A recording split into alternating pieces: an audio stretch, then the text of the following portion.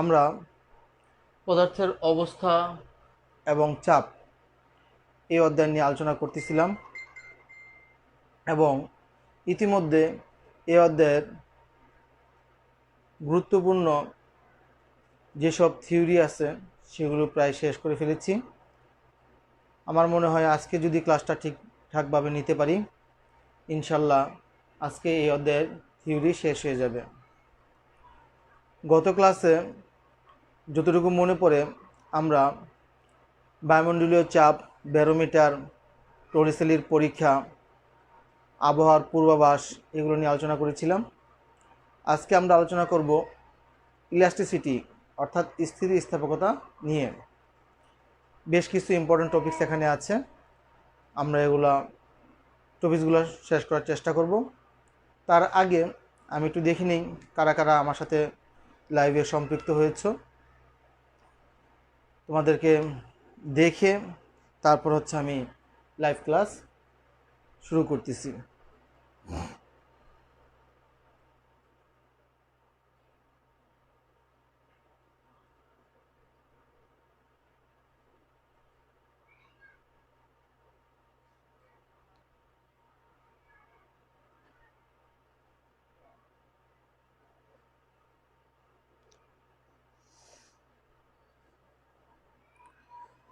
আমি দেখতে পাচ্ছি মাত্র 29 জন আমার সাথে সম্পৃক্ত হয়েছ। যারা সম্পৃক্ত হয়েছ তাদেরকে ধন্যবাদ জানাচ্ছি। যারা সম্পৃক্ত এখনও হতে পারো নাই তারা খুব দ্রুত সম্পৃক্ত হয়ে নাও। অনেকেই সালাম দিচ্ছ, সবার সালাম একসাথে নিচ্ছি। ওয়ালাইকুম আসসালাম। তো আজকে আমরা যেটা নিয়ে আলোচনা করব সেটা হচ্ছে স্থিতিস্থাপকতা বা ইলাস্টিসিটি।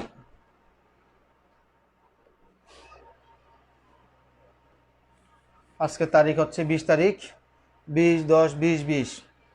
খুবই সুন্দর একটা তারিখ। শুধু এখানে 20 হলেই সবগুলা 20 হয়ে যেত, 20-এ বিষান্বিত হয়ে যেত, কিন্তু এখানে 20 হওয়া কোনোভাবেই সম্ভব না। যাই হোক, আমরা ক্লাসে ফিরে যাচ্ছি।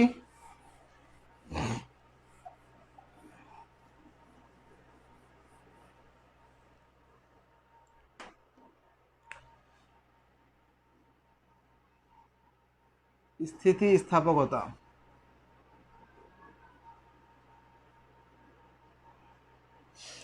স্থিতিস্থাপকতা কি? আমরা আগে একটু ব্যাখ্যাটা একটু শুনি, তারপর আমি সংজ্ঞাটা বলবো। আমরা যখন কোনো বস্তুর উপর বল প্রয়োগ করি তখন কি বস্তুটা কিছু আকার বা আয়তনের পরিবর্তন হয়। যেমন তোমাদের কাছে প্রায় সবার কাছে কি স্কেল থাকে, অনেক সময় দেখবা রাবারের স্কেল বা স্টিলের স্কেল। যখন তুমি এভাবে বাঁকা করো, বাঁকা করার পর যখন তুমি আবার ছেড়ে দাও তখন স্টিলের স্কেলটা কি আগের জায়গায় চলে যায়। তুমি তো বাহ্যিকভাবে বল প্রয়োগ করে স্টিলের স্কেলটাকে বাঁকা করছিলা, কিন্তু যখন তুমি ছেড়ে দিলা তখন কেন সেটা আগের অবস্থানে চলে গেল? নিশ্চয়ই একটা কারণ আছে। যে কারণে এটা পূর্বের অবস্থায় ফিরে গেল সেই কারণটাই হচ্ছে স্থিতিস্থাপকতা। অথবা তোমরা অনেক সময় দেখো রাবার টান দিলে কি হয়, লম্বা হয়, বড় হয়। যখন তুমি ছেড়ে দাও সেটা কি আবার আগের জায়গায় ফিরে যায়, অর্থাৎ আগের আয়তন বা আগের দৈর্ঘ্য ফিরে পায়। এই যে আগের আকার বা দৈর্ঘ্য ফিরে পেল, যে ধর্মের জন্য এটা আগের বা পূর্বের আকার বা আয়তন ফিরে পেল, সেই ধর্মটাকে আমরা বলবো স্থিতিস্থাপকতা। তোমরা অনেক সময় খেয়াল করে দেখবা, যদি তোমরা পানির বোতল নাও, খালি বোতল নাও, এটা যদি ক্যাপটা ভালোভাবে লাগার পর যদি তুমি চাপ দাও, চাপ দিলে দেখবা যে বোতলটা কিছুটা চ্যাপ্টা হয়ে গেছে। কিন্তু যখন তুমি হাতটা সরাই নিবা দেখবা যে বোতলটা আবার পূর্বের অবস্থানে ফিরে আসছে। যে ধর্মের জন্য বোতলটা তার পূর্বের অবস্থানে ফিরে আসছে সেটাই হচ্ছে স্থিতিস্থাপকতা। তাহলে সংজ্ঞাটা আমরা কিভাবে লিখব? সংজ্ঞাটা আমরা লিখব, বাহ্যিক বল প্রয়োগে কোনো বস্তুর আকার বা আয়তন বা উভয়ের পরিবর্তনের চেষ্টা করলে যে ধর্মের জন্য এই প্রচেষ্টাকে বাধা দেওয়া হয় এবং বল অপসারণ করলে তা আবার পূর্বের আকার বা আয়তন ফিরে পায়, সেই ধর্মকে আমরা বলবো স্থিতিস্থাপকতা। আশা করি বুঝতে পারতেছো। আমি আবারও বলতেছি, বাহ্যিক বল প্রয়োগে যদি কোনো বস্তুর আকার বা আয়তন বা উভয়ের পরিবর্তন করার চেষ্টা করা হয়, যে ধর্মের জন্য এই প্রচেষ্টাকে বাধা দেওয়া হয় এবং বল অপসারণ করলে বস্তুটি পূর্বের আকার বা আয়তন ফিরে পায়, সেই ধর্মকে আমরা বলবো স্থিতিস্থাপকতা। ঠিক আছে? এই যে স্থিতিস্থাপকতা, এখন আমরা সবসময় যদি বাহ্যিক বল প্রয়োগ করি সেটা আগের অবস্থায় ফিরে যাবে তাও না। যদি একটা নির্দিষ্ট বলের বেশি বল আমরা প্রয়োগ করে ফেলি, সেটা আর পূর্বের অবস্থায় ফিরে যাবে না। যেমন তুমি যদি স্টিল স্কেল নাও, এটা এভাবে ধরে ছেড়ে দিলে চলে যাচ্ছে আগের অবস্থায়, কিন্তু যদি এভাবে ধরে একদম বাঁকা করে ফেলো, দেখবা যে সেটা আর আগের অবস্থায় ফিরে যাচ্ছে না, পূর্বের অবস্থায় ফিরে যাচ্ছে না। তাহলে নিশ্চয়ই একটা নির্দিষ্ট পরিমাণ বল আছে, এর বেশি বল প্রয়োগ করলে সেটা আর পূর্বের অবস্থানে ফিরে যাবে না। এই যে নির্দিষ্ট পরিমাণ বল, যার বেশি বল প্রয়োগ করলে সেটা আর পূর্বের অবস্থায় ফিরে যাবে না, তাকে বলবো স্থিতিস্থাপক সীমা। তাকে আমরা কি বলবো? স্থিতিস্থাপক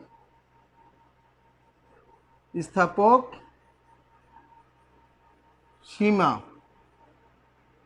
তাহলে স্থিতিস্থাপক সীমা কি? যে নির্দিষ্ট বলের বেশি পরিমাণ বল প্রয়োগ করলে বস্তুটি তার পূর্বের অবস্থানে অর্থাৎ আকার আকৃতি ফিরে পাবে না, সেই নির্দিষ্ট বলকে আমরা বলবো ওই বস্তুর জন্য স্থিতিস্থাপক সীমা। ঠিক আছে? আচ্ছা, দেখি তোমরা কি আমার কথা ঠিকমতো শুনতে পাচ্ছ কি না।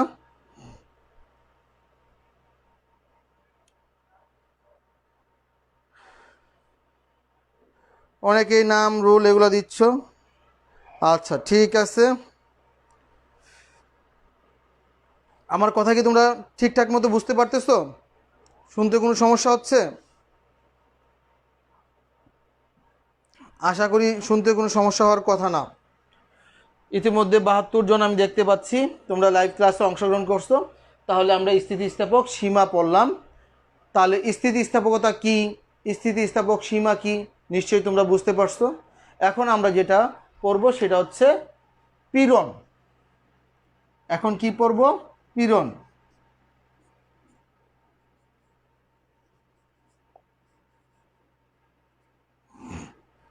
পীড়ন কি? আমরা যে বাহ্যিকভাবে বল প্রয়োগ করে বস্তুটার আকার বা আয়তনের পরিবর্তন করলাম, এখন যখন বাহ্যিক বল অপসারণ করা হলো, বস্তুটা কি তার পূর্বের অবস্থানে বা পূর্বের আকার ফিরে পেল।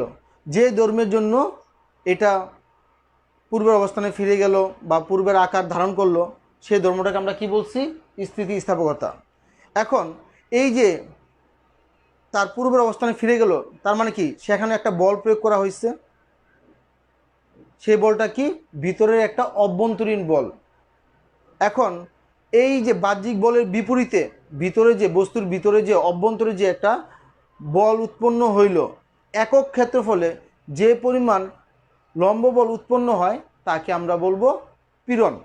তাহলে সংজ্ঞাটা আমরা কি বলবো? সংজ্ঞাটা বলবো, বাহ্যিক বল প্রয়োগ করে কোনো বস্তুর আকার বা আয়তনের পরিবর্তনের চেষ্টা করলে বস্তুর অভ্যন্তরে একক ক্ষেত্রফলে, আমি আবার বলতেছি, বস্তুর অভ্যন্তরে একক ক্ষেত্রফলে যে বাধাদানকারী বল উৎপন্ন হয়, কাকে বাধা দিবে? যে বলটা আমরা প্রয়োগ করতেছি, বাহ্যিকভাবে প্রয়োগ করতেছি, সেই বলটাকে বাধা দেবে। তাহলে একক ক্ষেত্রফলে যে বাধাদানকারী বল উৎপন্ন হয় তাকে বলা হয় পীড়ন। ঠিক আছে? আমি সংজ্ঞাটা আবারও বলতেছি। আজকে লিখার অনেক সংজ্ঞা লিখে দিলে সময় আসলে অনেক বেশি যায়, যার জন্য সিলেবাসে হয়তো বা শেষ করতে পারবো না, এই জন্য আর সংজ্ঞাগুলো আজকে লিখে দিচ্ছি না, মুখে বলে দিচ্ছি। আমি আবারও বলতেছি পীড়নের সংজ্ঞাটা। পীড়নের সংজ্ঞা কি?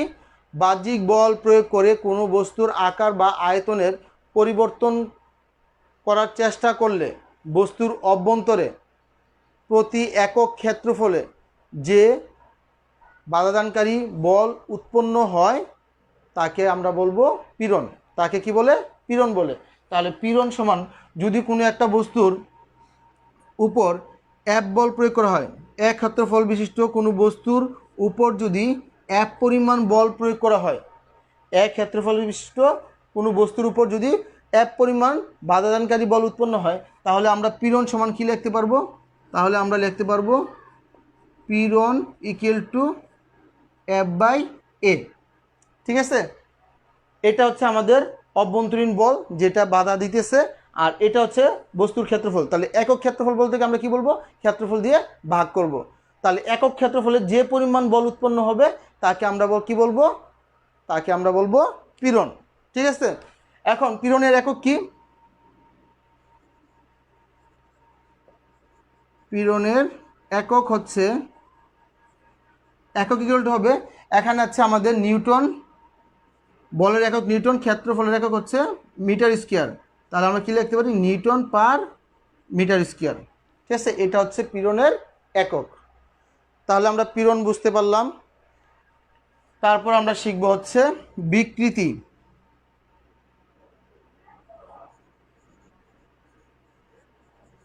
বিকৃতি কি? কি শিখব? বিকৃতি। বিকৃতি হচ্ছে বাহ্যিক বল প্রয়োগ করে যখন কোনো বস্তুর আকার বা আয়তন পরিবর্তন করা হয়, তখন বস্তুর একক দৈর্ঘ্যের জন্য অথবা একক ক্ষেত্রফলের জন্য অথবা একক আয়তনের জন্য যে পরিমাণ দৈর্ঘ্য অথবা ক্ষেত্রফল অথবা আয়তন পরিবর্তন হয় তাকে আমরা বলবো ওই বস্তুর বিকৃতি। যদি আমরা দৈর্ঘ্য কনসিডার করি তাহলে আমরা বলবো 1 মিটার দৈর্ঘ্য বিশিষ্ট কোনো বস্তুর দৈর্ঘ্য যতটুকু পরিবর্তন হয় অর্থাৎ বৃদ্ধি পায় অথবা হ্রাস পায় তাকে আমরা বলবো বিকৃতি। আসলে এটা একটু ব্যাখ্যা করা যাক বিকৃতিটা কি। আশা করি এ পর্যন্ত সবাই বুঝতে পারছো। তাহলে আমরা ইতিমধ্যে 4টা টপিকস পড়তেছি। স্থিতিস্থাপকতা কি বুঝলাম, স্থিতিস্থাপক সীমা কি সেটা বুঝলাম, পীড়ন কাকে বলে সেটাও বুঝলাম, পীড়নের একক কি সেটাও আমরা জানতে পারলাম। এখন আমরা পড়তেছি বিকৃতি। এটা একটু ভালোভাবে ব্যাখ্যা করা যাক বিকৃতিটা কি।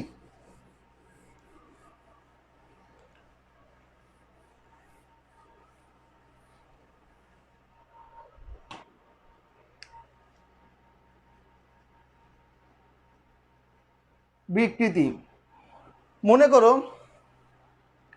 এখানে একটা হুক ঝুলানো আছে, হুক থেকে এ পর্যন্ত একটা তার ঝুলানো আছে, তারের দৈর্ঘ্য হচ্ছে আমাদের L0, তারের দৈর্ঘ্য কত? L0। এটাকে M ভর বিশিষ্ট একটা বস্তু ঝুলাই দেওয়া হচ্ছে। কি বললাম? একটা হুকের সাথে আমরা একটা তার ঝুলিয়ে দিছি, তারের সাথে M ভরের একটা বস্তু ঝুলিয়ে দিছি। এই তারের আদি দৈর্ঘ্য কত? এই তারের আদি দৈর্ঘ্য হচ্ছে L0। এখন এই M ভর ঝুলানোর ফলে বস্তুটার দৈর্ঘ্য এখান থেকে বৃদ্ধি পেয়ে এ পর্যন্ত হলো, এই অবস্থানে চলে আসলো, বস্তুটার দৈর্ঘ্য এই অবস্থানে চলে আসলো। তাহলে এই যে দৈর্ঘ্য বৃদ্ধি, এই দৈর্ঘ্য বৃদ্ধিটা হলো হচ্ছে আমাদের L। দৈর্ঘ্য বৃদ্ধিটা কত? আমাদের দৈর্ঘ্য যতটুকু বৃদ্ধি পাইছে বৃদ্ধি পর্যন্ত হচ্ছে L।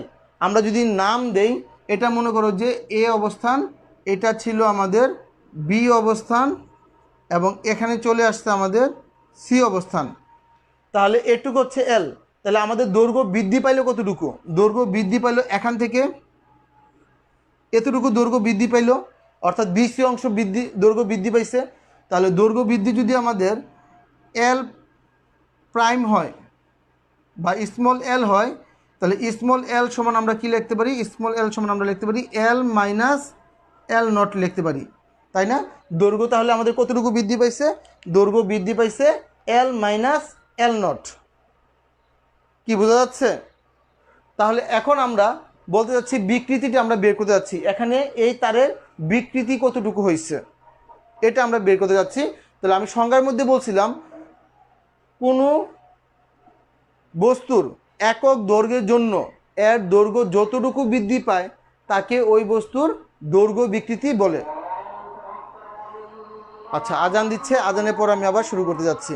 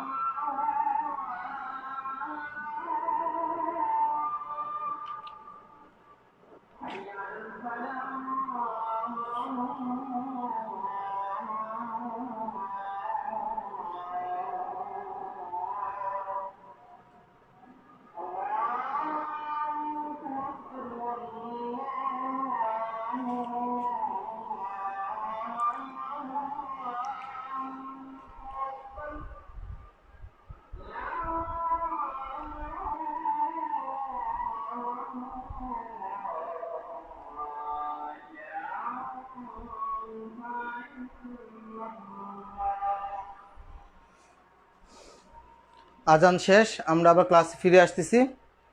তো আমরা পড়তেছিলাম বিকৃতি। তো ইতিমধ্যে তোমরা বুঝতে পারছো যে একটা বস্তু হুকের সাথে আমরা একটা তার এল নট দৈর্ঘ্য বিশিষ্ট একটা তার আমরা ঝুলিয়ে দিয়েছিলাম এম্বর বিশিষ্ট একটা ভর দিয়ে। এই এম্বর বিশিষ্ট একটা বস্তুর ভর ঝুলানোর ফলে বস্তুটা কি একটা ওজন কাজ করবে। ওজনটা কোন দিকে কাজ করবে? পৃথিবীর কেন্দ্রের দিকে, ভূমির দিকে কাজ করবে। তো এই যে এম্বর বিশিষ্ট বস্তুটা ঝুলে দিলাম, এটার উপর যে একটা বল কাজ করতেছে, অভিকর্ষ বল, অভিকর্ষ বলের প্রভাবে বস্তুটার দৈর্ঘ্য কিছুটা বৃদ্ধি পাবে। বৃদ্ধি পেয়ে এ থেকে কোথায় চলে আসছে? সিতে চলে আসছে। এ থেকে সি এর দৈর্ঘ্য হচ্ছে এল। তাহলে এ থেকে সি এর দৈর্ঘ্য যদি এল হয়, এ থেকে বি এর দৈর্ঘ্য যদি আমাদের এল নট হয়, তাহলে আমাদের দৈর্ঘ্য কতটুকু বৃদ্ধি পাইছে? দৈর্ঘ্য বৃদ্ধি পাইছে বিসি অংশ পরিমাণ বৃদ্ধি পাইছে। এই বিসি অংশ দৈর্ঘ্য বৃদ্ধিটা যদি আমরা এল ধরি, তাহলে এল ইকুয়াল টু আমরা লিখতে পারি এল মাইনাস এল নট। ঠিক আছে? তাহলে আমাদের দৈর্ঘ্য বৃদ্ধি পাইছে কতটুকু? এল মাইনাস এল নট। এখন আসো, আমরা বলছিলাম একক দৈর্ঘ্যের জন্য বের করবো। তাহলে এল নট দৈর্ঘ্যের জন্য দৈর্ঘ্য বৃদ্ধি কতটুকু পাইছে?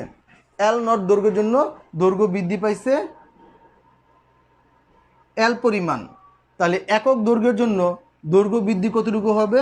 দৈর্ঘ্য বৃদ্ধি হবে আমাদের L divided by L not.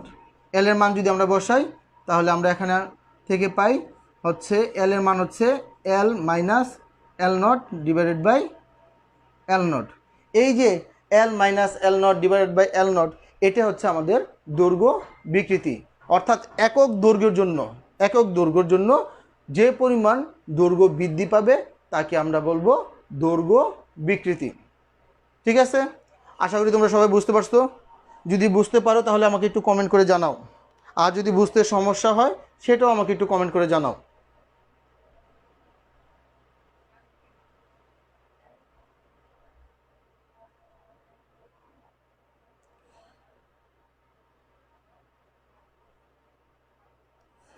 আমি দেখতে পাচ্ছি তোমরা কিছু কিছু স্টুডেন্ট অপ্রয়োজনীয় কমেন্টস করতেছো, এটা ঠিক না। এই অপ্রয়োজনীয় কমেন্টস যদি তোমরা অব্যাহত রাখো, তাহলে দেখা যাবে যে যেগুলো প্রয়োজনীয় কমেন্টস সেগুলো তোমরা খুঁজে পাবা না। ঠিক আছে? তো এখানে অনেকেই কমেন্টস করতেছো, নো প্রবলেম, জি স্যার বুঝছি। ওকে, যদি বুঝতে পারো, এখন আমরা খুব ইম্পর্ট্যান্ট আরেকটা টপিকস নিয়ে আলোচনা করব, যেটা তোমাদের পরীক্ষায় আসবে। সেটা নিয়ে এখন আমরা একটু আলোচনা করতে যাচ্ছি। সেটা হচ্ছে হুকের সূত্র। আমি এটা একটু রেখে দিচ্ছি এই জন্যই, কারণ আমি এরপর আরেকটা জিনিস বুঝাবো টপিকস, তখন সেটা আবার আমার এই চিত্রটা কাজে লাগবে। এই জন্য চিত্রটা আমি এখন মুছতেছি না। এখন আমরা যেটা পড়বো সেটা হচ্ছে হুকের সূত্র।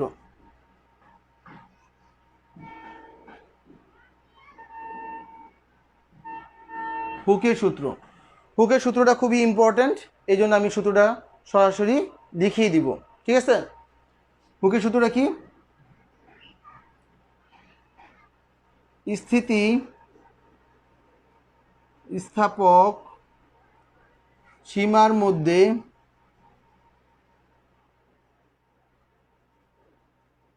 পীড়ন বিকৃতির সমানুপাতিক।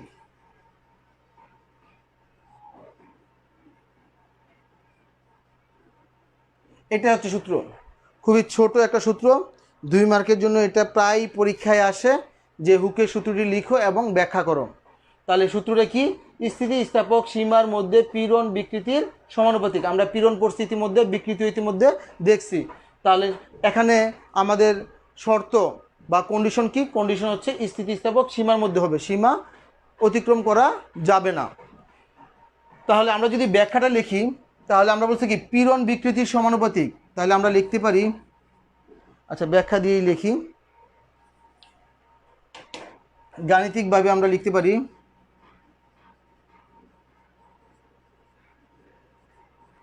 বা ব্যাখ্যা হিসাবে তোমরা এটা লিখবা, পীড়ন সমানুপাতিক কি? বিকৃতি।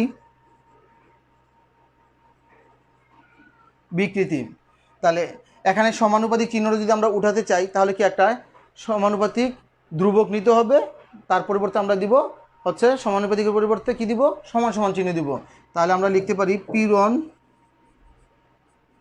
ইকুয়াল টু ধ্রুবক ইন্টু বিকৃতি, বিকৃতি এখান থেকে আমরা লিখতে পারি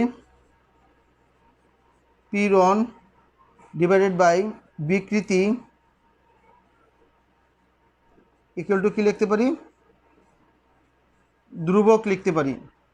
এই যে ধ্রুবকটা, এই ধ্রুবকটাকে বলা হয় স্থিতিস্থাপক গুণাঙ্ক।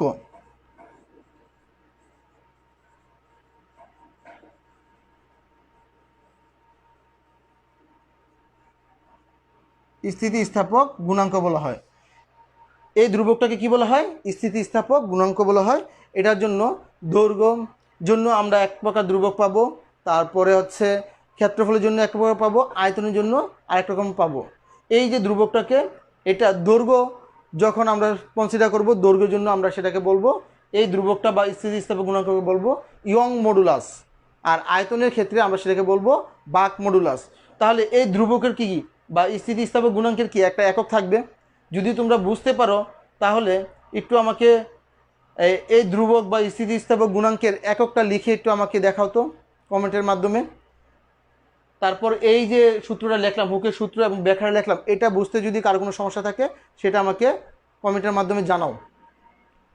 কমেন্ট দেখে তারপর আমি আবার পরবর্তী টপিক শুরু করব।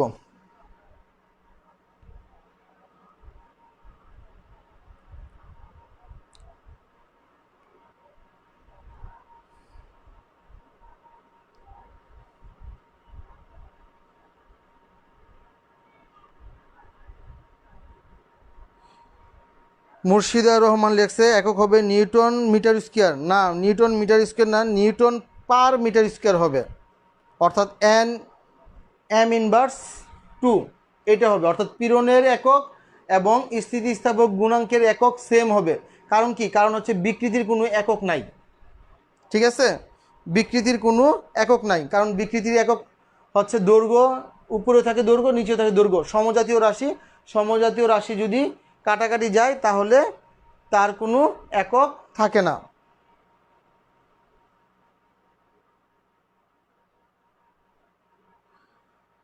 আয়শা জাহান লেখছো ওয়াই না, ওয়াইটা হচ্ছে ইয়ং মডুলাসের প্রতীক। হ্যাঁ, এই যে ফারিয়া পার্বণী লেখছো, যা ঠিক লেখছো, newton per metre square, right, newton per metre square সবাই লিখছো। তাহলে আশা করি সবাই হুকের সূত্রটা বুঝতে পারছো, কারো কোনো সমস্যা নাই। ঠিক আছে, তাহলে আমরা একটু ইয়ং মডুলাসটা একটু দেখতে চাচ্ছি। স্থিতিস্থাপক গুণাঙ্ক এটা বুঝতে পারছি। আচ্ছা, এখানে লিখি পীড়ন বাই বিকৃতি ইকুয়াল টু আমরা কি পাইলাম,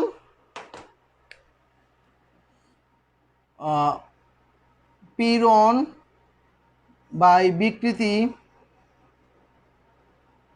ইকুয়াল টু আমরা কি পাইছি, ধ্রুবক পাইছি। ধ্রুবক ওটাই লিখলাম। এখন পীড়ন সমান আমরা কিছুক্ষণ আগে লিখছিলাম, পীড়ন সমান আমরা কি পাই, পীড়ন হচ্ছে আমাদের হচ্ছে এফ বাই এ। তোমাদের বইতে হয়তো বা টি লেখা আছে, টি দিয়ে বল বুঝাইছে, আমি এখানে এফ দিয়ে বল বুঝাইছি, একই কথা। তাহলে পীড়ন সমান আমরা কি পাইছিলাম, এফ বাই এ। আর বিকৃতি সমান আমরা কি পাইলাম, বিকৃতি সমান পাইলাম হচ্ছে আমরা L minus L not divided by L. আর এই ধ্রুবকটা যদি আমরা দৈর্ঘ্য বিকৃতির জন্য আমরা এটা কাউন্ট করি, তাহলে এই যে ধ্রুবকটা পাবো, সেই ধ্রুবকটাকে বলা হয় ইয়ং মডুলাস। বিজ্ঞানী ইয়ং এটা প্রথম আবিষ্কার করে, সেজন্য তার নাম অনুসারে এটাকে বলা হয় ইয়ং মডুলাস। এই স্থিতিস্থাপক গুণাঙ্কটাকে বলা হয় ইয়ং মডুলাস, শুধু দৈর্ঘ্যের জন্য। আর যদি আয়তন লেখো, আয়তনের জন্য আমরা পাবো বাক মডুলাস। তাহলে ইয়ং মডুলাসকে আমরা প্রকাশ করি হচ্ছে ওয়াই দ্বারা। তাহলে এখান থেকে আমরা কি লিখতে পারি, F by A equal to হচ্ছে Y into L minus L not divided by L naught. এটা একটা সূত্র পাচ্ছি। এটা হচ্ছে আমাদের পীড়ন এবং বিকৃতির মধ্যে সম্পর্ক স্থাপনকারী সূত্র, F by A equal to Y L minus L naught divide by L naught. তাহলে এখানে L minus L naught divide by L naught, এটা কি বিকৃতি। আমরা কিছুক্ষণ আগে সূত্র থেকে বিকৃতিটা বুঝতে পারছিলাম, তাই না?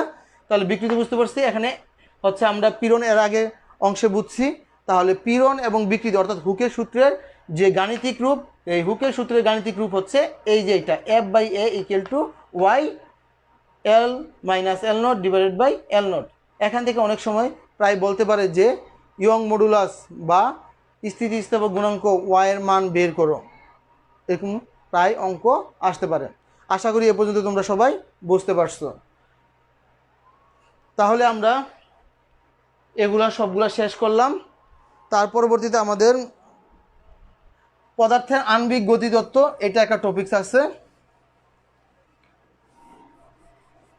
আমাদের সময়ও প্রায় শেষের দিকে, আমি আর 2 মিনিট সময় নিব।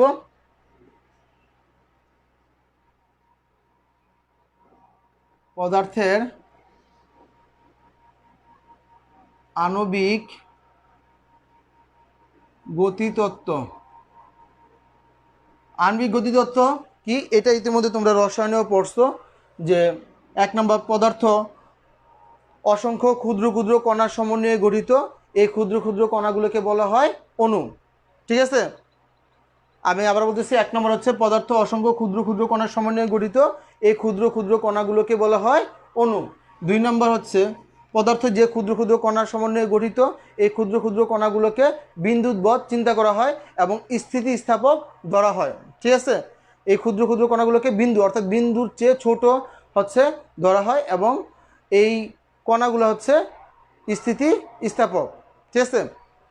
3 নম্বর হচ্ছে এই কণাগুলো তরল বা গ্যাসীয় পদার্থের ক্ষেত্রে হচ্ছে অবিরাম গতিশীল অবস্থা থাকে, অর্থাৎ অনবরত ছুটোছুটি করতে থাকে। ঠিক আছে, এবং এই কণাগুলোর মধ্যে গ্যাসীয় পদার্থের মধ্যে কণাগুলোর আন্তঃআণবিক দূরত্ব সবচেয়ে বেশি, তরল পদার্থের ক্ষেত্রে আন্তঃআণবিক দূরত্ব তার চেয়ে কিছুটা কম এবং কঠিন পদার্থের ক্ষেত্রে আন্তঃআণবিক দূরত্ব একেবারেই কম। ঠিক আছে। 4 নম্বর হচ্ছে এই কণাগুলো হচ্ছে নিজেদের মধ্যে যখন ছোটাছুটি করে, এই কণাগুলো তখন নিজেদের মধ্যে সংঘর্ষে লিপ্ত হয় এবং যদি কোনো পাত্রে রাখা হয়, যেমন তরল বা গ্যাসীয় পদার্থ যদি কোনো পাত্রে রাখা হয়, তাহলে পাত্রের গায়ের সাথেও হচ্ছে সংঘর্ষে লিপ্ত হয়। তারপরে 5 নাম্বার, এই কণাগুলোর মধ্যে যে আন্তঃআণবিক দূরত্ব থাকে, একটা নির্দিষ্ট দূরত্ব থাকে, তাকে বলা হয় আন্তঃআণবিক দূরত্ব। ঠিক আছে, আন্তঃআণবিক দূরত্ব বলা হয়। এগুলো হচ্ছে পদার্থের আণবিক গতিতত্ত্বের স্বীকার্যসমূহ বা কন্ডিশন। তো এগুলো তোমরা খুব ভালোভাবে পড়বা।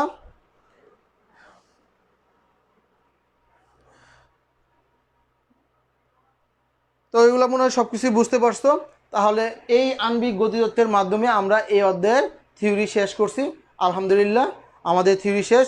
যে থিওরিগুলো পড়লাম সবাই খুব ভালোভাবে এগুলো বাসায় পড়বা। আগামী ক্লাসে আমি এই অধ্যায়ের যে উদাহরণের গাণিতিক সমস্যাগুলো আছে, সেই উদাহরণের গাণিতিক সমস্যাগুলো নিয়ে আলোচনা করব। তার পরবর্তীতে হচ্ছে আমরা সৃজনশীল নিয়ে আলোচনা করব। এ পর্যন্ত সবাই ভালো থাকো, সুস্থ থাকো। সবাইকে অনেক অনেক ধন্যবাদ। আল্লাহ হাফেজ।